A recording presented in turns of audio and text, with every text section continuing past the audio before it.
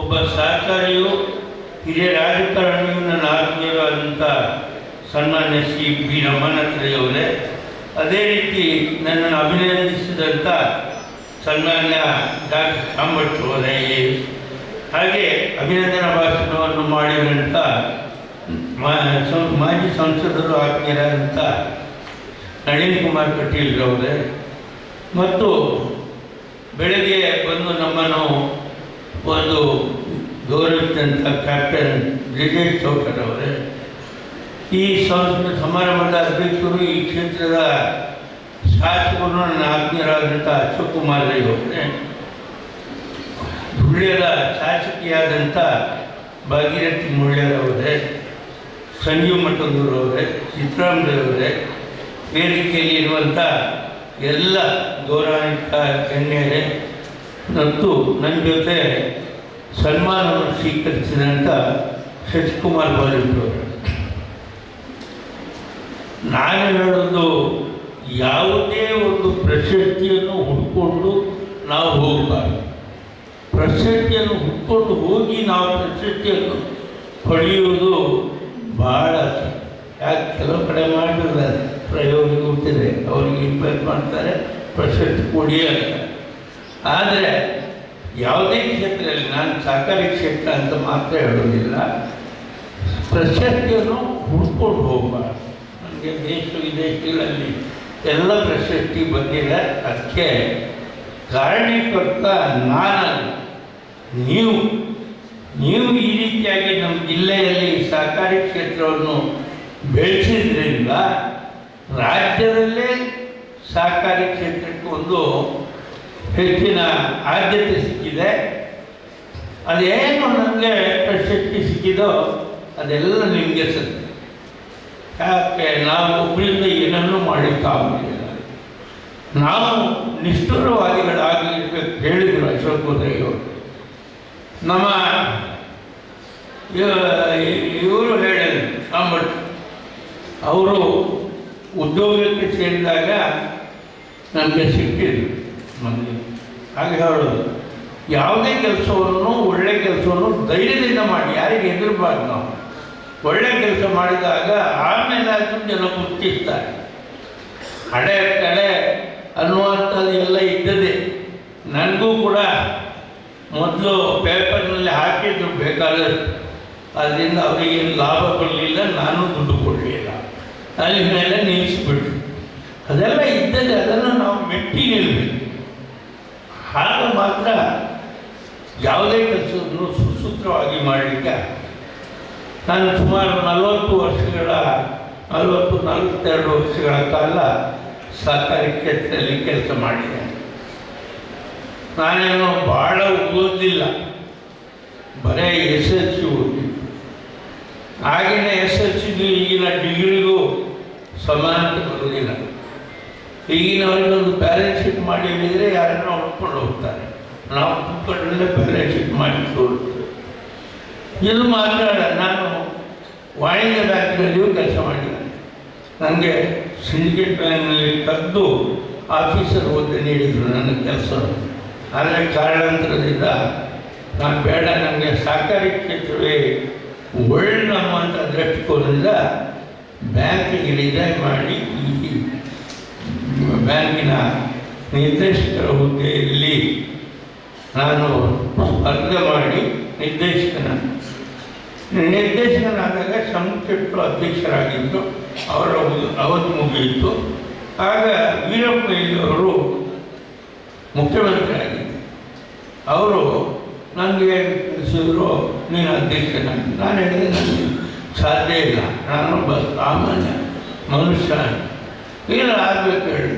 ಆವಾಗ ಸಿದ್ದರಾಮಯ್ಯವರನ್ನು ಉಪಾಧ್ಯಕ್ಷರನ್ನಾಗಿ ಮಾಡಿ, ಆನಂತರ ನಿರಂತರವಾಗಿ ನಾವು ಕೆಲಸವನ್ನು ಮಾಡಿದ್ರಿಂದ ಇವತ್ತು ನಮ್ಮ ಜಿಲ್ಲೆಯ 179 ಪ್ರಾಥಮಿಕ ಪತ್ತಿನ ಸಹಕಾರಿ ಸಂಘಗಳು ಸದೃಢವಾಗಿದೆ. ಎಲ್ಲ ಸಂಘಗಳು ಲಾಭದಾಯಕವಾಗಿದೆ. ಎಲ್ಲ ಸಂಘಗಳು ಕೋಟ್ಯಾಂತರ ರೂಪಾಯಿಯ ಕಟ್ಟಡವನ್ನು ಕಟ್ಟಿ ಆ ವಾಣಿಜ್ಯ ಬ್ಯಾಂಕ್ಗಳ ಥರ ಬಾಡಿಗೆಯಲ್ಲಿ ನಾವು ಅವರೆಲ್ಲ ಇರೋದು ಬಾಡಿಗೆ ಮನೆ, ನಾವು ಸ್ವಂತ ಮನೆಯಲ್ಲಿ. ಅಶೋಕರಿಗೆ ಹೇಳಿದ್ವಿ, ಅವರಿಗೆ ಭಾಷೆ ಬರೋದು ಸಹಜವಾದ ಮಾತು. ನಮ್ಮ ಜಿಲ್ಲೆ ವೈದ್ಯ ದಕ್ಷಿಣ ಕನ್ನಡ ಜಿಲ್ಲೆ ಬ್ಯಾಂಕ್ಗಳು ಹುಟ್ಟೂರು ಅಂತ ನಾವು ಮೊದಲು ಹೇಳ್ತೀವಿ. ಯಾವುದು ಸಿಂಡಿಕೇಟ್ ಬ್ಯಾಂಕ್ ಇರ್ಬೋದು, ವಿಜಯ ಬ್ಯಾಂಕ್ ಇರ್ಬೋದು, ಕಾರ್ಪೊರೇಷನ್, ಕೇಂದ್ರ, ಕರ್ನಾಟಕ, ಈ ಬ್ಯಾಂಕ್ಗಳು ಹುಟ್ಟಿದ್ದಿಲ್ಲಿ.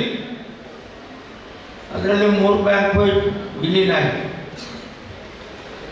ಮತ್ತೆರಡು ಬ್ಯಾಂಕ್ಗಳು ಹೆಡ್ ಆಫೀಸ್ ಆಗಿ ಹೋಗಿದೆ ಬೆಂಗಳೂರಿಗೆ. ಇಲ್ಲಿ ಬರೋರಿಗೆ ಭಾಷೆ ಬರುವುದಿಲ್ಲ, ಸಂಸ್ಕೃತಿ ಬರುವುದಿಲ್ಲ. ನೀವು ಎಲ್ಲಿಯಾದರೂ ಒಂದು ಸಾಲಕ್ಕೆ ಹೋದರೆ ಅವ ಎಂತ FD ಹೇಳ್ತಾನೆ ಹೊರತು ನಿಮ್ಮ ಸಾಲದ ಬಗ್ಗೆ ಅವ ಯಾವತ್ತೂ ಮಾಡೋದು. ಆದರೆ ನಮ್ಮ ಪ್ರಾಥಮಿಕ ಪತ್ತಿನ ಸಹಕಾರಿ ಸಂಘಕ್ಕೆ ಹೋದರೆ ಅರ್ಧ ದಿವಸದಲ್ಲಿ ಸಾಲ ಕೊಡ್ತಾರೆ. ಭಾಷೆ ಬರ್ತದೆ, ಸಂಸ್ಕೃತಿ ಬರ್ತದೆ. ಇವರು ಕೊಡ್ತಾರೆ ಯಾರಿಗಾದ್ರು. ಒಂದು ಮದುವೆ ಇದೆ ಅಂತ ಹೇಳಿ, ಮದುವೆಗೆ ಯಾರಾದ್ರೂ ಹೋಗಿ ನನ್ನ ಮಗಳು ಮದುವೆ ಇದೆ ಸಾಲ ಕೊಡಿ ಅಂತ ವಾಣಿಜ್ಯ ಬ್ಯಾಂಕಲ್ಲಿ ಹೋದರೆ ಅವರೇ ಹೇಳ್ತಾರೆ, ಮದುವೆ ಮಾಡಿ ಲಾಭಪ್ಪ, 2 ಮಕ್ಕಳು ಎದುರು ಸಾಕೋದು ಪುನಃ ಖರ್ಚು ಜಾಸ್ತಿ ಆಗ್ತದೆ. ಅದೇ ನಮ್ಮ ಪ್ರಾಥಮಿಕ ಪತ್ತಿನ ಸಹಕಾರಿ ಸಂಘ ಇರ್ಬೋದು, ನಮ್ಮ DC ಬ್ಯಾಂಕ್ ಇರ್ಬೋದು, ಅದರಲ್ಲಿ ಬಂದರೆ ಅರ್ಧ ಅಥವಾ 2 ದಿವಸದಲ್ಲಿ ಅವ್ರಿಗೆ ಸಾಲ ಕೊಡ್ತಾರೆ. ಹಾಗಾಗಿ ಸುಮಾರು 28 ವರ್ಷಗಳಿಂದ ಸಹಕಾರಿ ಕ್ಷೇತ್ರ ಬೆಳೆಯಲಿಕ್ಕೆ ಕಾರಣ ಆಗಿದೆ. ಇನ್ನು ಅದರಲ್ಲಿ ಕೆಲಸ ಮಾಡುವಂಥ ಸಿಬ್ಬಂದಿಗಳು, ಅಧಿಕಾರಿಗಳಿರುವಂಥ ನಮ್ಮ ಅಧ್ಯಕ್ಷರು, ನಿರ್ದೇಶಕರು ಎಲ್ಲರೂ ಒಟ್ಟಾಗಿ ಕೆಲಸ ಮಾಡ್ತಾರೆ. ಎಲ್ಲಿಯೂ ಬಿಡುಕು ಅನ್ನುವಂಥದ್ದಿಲ್ಲ.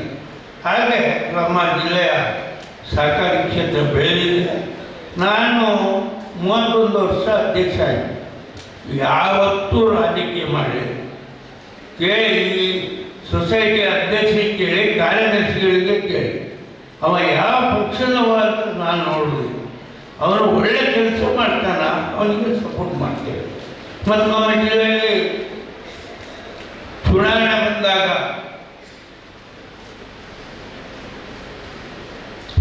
ಬಂದಾಗ ಕೂಡ ರಾಜಕೀಯ ಇರುವುದಿಲ್ಲ. ನಾನು ಈ ಸಲ ಈ ವರ್ಷ ಪ್ರಾಥಮಿಕ ಪತ್ತಿನ ಸಹಕಾರಿ ಸಂಘಗಳ ಎಲ್ಲ ಚುನಾವಣೆ ಬರ್ತದೆ. ಆದಷ್ಟು ನಾವು ಚುನಾವಣೆ ಇಲ್ಲದೆ ಮಾಡಬೇಕು. ಯಾಕಂತ ಹೇಳಿದರೆ ಸಹಕಾರಿ ಕ್ಷೇತ್ರದಲ್ಲಿ ಚುನಾವಣೆ ಬರಬಾರ್ದು, ರಾಜಕೀಯ ಬರಬಾರ್ದು ಅನ್ನೋದು. ರಾಜಕೀಯ ಬಂದ ಕೂಡ ಏನಾಗ್ತವೆ, ಅವ BJP, ಇವ ಕಾಂಗ್ರೆಸ್ನವ, ಇವ ದಳದವ, ಇವ ಇನ್ನೊಂದು ಅಂತ ಮುಸ್ಲಿಮ್ ಅಂತ ಒಂದಿದೆ ಅದಂತ ಉಂಟು, ಅದು ಅಂತ ಹೇಳ್ತಾರೆ. ಅದಕ್ಕೆ ಯಾಕೆ ನಾವು ಜಾಸ್ತಿ ಮಾಡೋದು? ಹಾಗಾಗಿ ನಮ್ಮ ಜಿಲ್ಲೆಯಲ್ಲಿ ಸಹಕಾರಿ ಕ್ಷೇತ್ರ ಬೆಳೀಲಿಕ್ಕೆ ಕಾರಣ ಆಗಿದೆ. ಇವತ್ತು ರಮನಾಥ್ ಅವರೊಂದು ಹೇಳಿದರು, ನಾನು ಅದೇ 39 ವರ್ಷದ ಹಿಂದೆ ಅವರು PLD ಬ್ಯಾಂಕಿನ ಅಧ್ಯಕ್ಷರಾದರು, ನಾನು ಅಧ್ಯಕ್ಷನಾದರೆ, ಅವರು ಶಾಸಕರಾದರು, ನಾನಲ್ಲೇ. ನನಗೆ ಯಾವ ರಾಜಕೀಯ ಹುದ್ದೆಗಳು ಬೇಡ.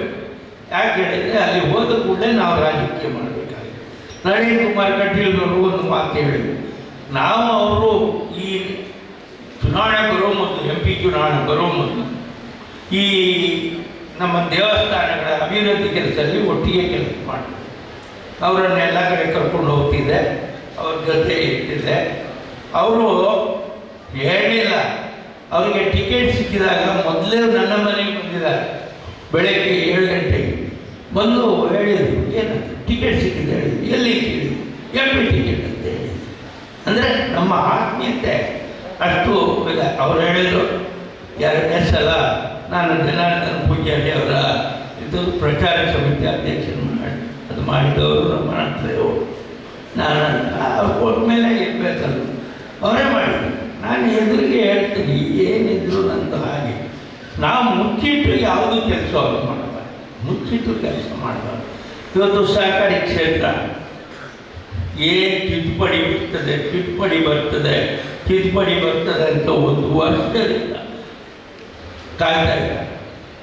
ತಿದ್ದುಪಡಿ ಬಂದರೆ ನೀವು ಚುನಾವಣೆಯಲ್ಲಿ ಗೆದ್ದಿರ್ತೀರಿ, 3 ಜನ ಸರ್ಕಾರದ ನಾಮಿನಿಗಳು ಬರ್ತಾರೆ, ಒಂದು SC, ಒಂದು ST, ಒಂದು ಮಹಿಳೆ. ನಮ್ಮ ಪಾರ್ಟಿಗೆ ಅದು ಕಮ್ಮಿ ಇದ್ದರೆ ಅದನ್ನು ಸೇರಿಸಿ ಅಧ್ಯಕ್ಷ ಮಾಡಿಬಿಟ್ರು. ಈ ಕೆಲಸ ಮಾಡೋದಲ್ಲ ನಾವು. ನಿಜವಾಗಿ ಅಲ್ಲಿ ಗೆದ್ದವರಿಗೆ ಸ್ಥಾನ ಕೊಡಬೇಕು. ನಿನ್ನೆ ಕೂಡ ರಾಜಪ್ಪ ಅದನ್ನು ಹಿಂದೆ ಕಳಿಸಿದ್ದಾರೆ. ಅದರ ಜೊತೆಗೆ ಈ ಎಂಪ್ಲಾಯೀಸ್ಗಳಿದ್ದಾರೆ, ನಮ್ಮ ಟ್ಯಾಕ್ಸ್ನ ಸೆಕ್ರೆಟರಿಗಳು, ಅವರಿಗೆಲ್ಲ ಕಾಮನ್ ಕ್ಯಾಡರ್ ಅಥಾರಿಟಿ ಅಂತ ಮಾಡಿದರು. ಹಿಂದೆ ಕೂಡ ಮಾಡಿದರು. ಆವಾಗ ನಾನು ನನ್ನ ಜಿಲ್ಲೆಯಲ್ಲಿ ಇಂಪ್ಲಿಮೆಂಟ್ ಮಾಡಿಲ್ಲ. ಈಗ ಪುನಃ ಮಾಡ್ತಾ ಇದ್ದಾರೆ. ಅಲ್ಲಿ ಇಬ್ಬರು ಕೂತಿದ್ದಾರೆ ನೋಡಿ.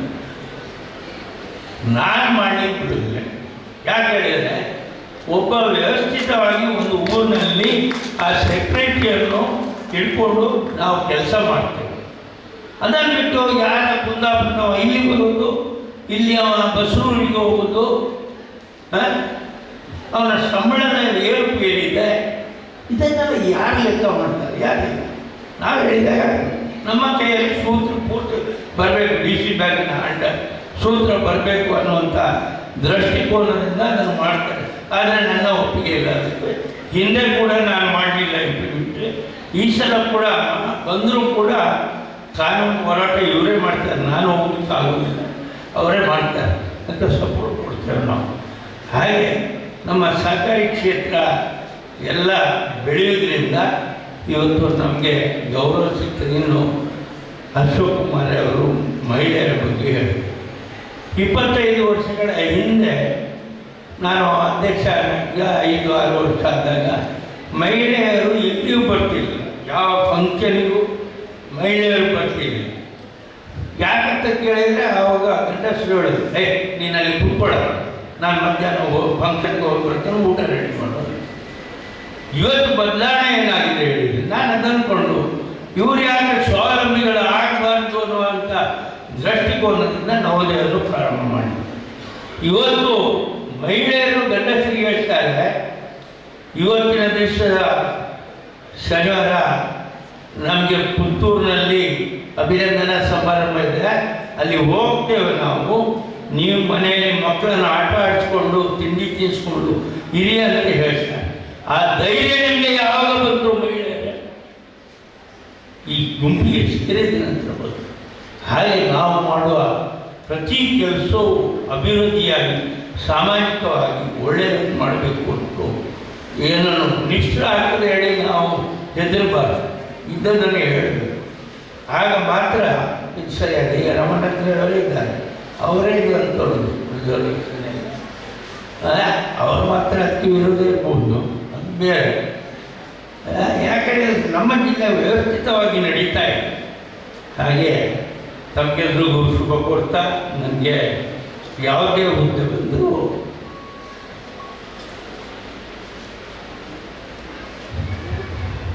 ಅದು ನಿಮಗೆ ಸಲ್ತದೆ ಅಂತ ಹೇಳಿಕೊಂಡು ನಮ್ಮ ಜಯ. ನಿಖರ ಸುದ್ದಿ, ಸದಭಿರುಚಿಯ ಕಾರ್ಯಕ್ರಮ. ನೀವು ನೋಡ್ತಾ ಇದ್ದೀರಾ ಕಹಳೆ ನ್ಯೂಸ್, ಸಮಾಜದ ಜಾಗೃತಿಗಾಗಿ ವಸ್ತುನಿಷ್ಠ ವರದಿ.